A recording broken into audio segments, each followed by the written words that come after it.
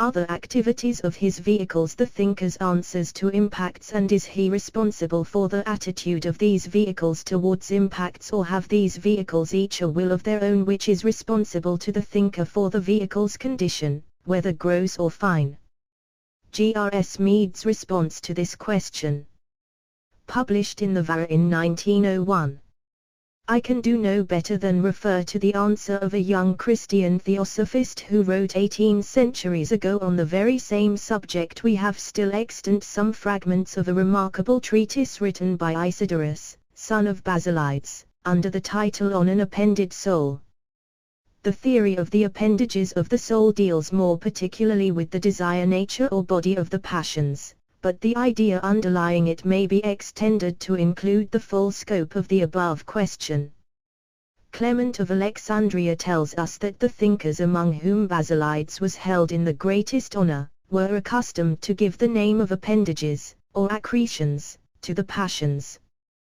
These essences, they say, have a certain substantial existence, and are attached to the rational soul, owing to a certain turmoil and primitive confusion.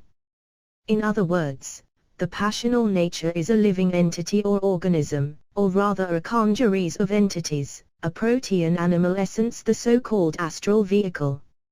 On this important subject and the question of moral responsibility, Isidorus wrote as follows: were I to persuade anyone that the real soul is not a unit, but that the passions of the wicked are occasioned by the compulsion of the appended natures, no common excuse then would the worthless of mankind have for saying, I was compelled, I was carried away, I did it without wishing to do so, I acted unwillingly, whereas it was the man himself who led his desire towards evil, and refused to do battle with the constraints of the appendages. Our duty is to show ourselves rulers over the inferior creation within us, gaining the mastery by means of our rational principle. The main idea in the above is that every human entity is a small world in himself. He has so much of the great world entrusted to him, so that he may be schooled in ruling, and win his way to still vaster realms of conquest and ever greater responsibilities. The task is one of self-conquest.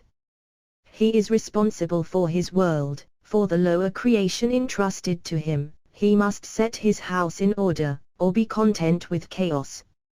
It is no good his trying to shirk the task by fixing the responsibility on the shoulders of the creatures entrusted to his care. If he does so, it is they who will become the masters of his realm, and dethrone him from his high estate, so that he no longer will be the viceroy of the king but the slave of his servants.